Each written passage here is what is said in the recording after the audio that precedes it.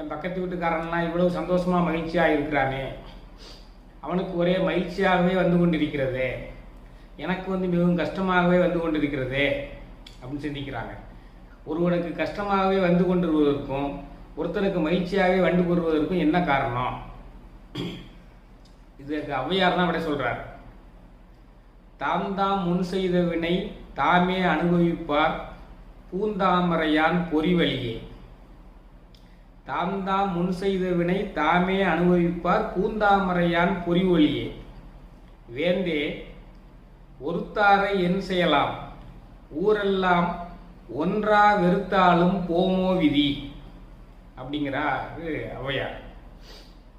நீ முன் செய்த வினைய பிரம்மன் எழுதிய விதிப்படி தான் நீ அனுபவித்துக் கொண்டிருக்கிறாய், அனுபவிப்பாய். அரசனே, உன்னுடைய கேள்விக்குரிய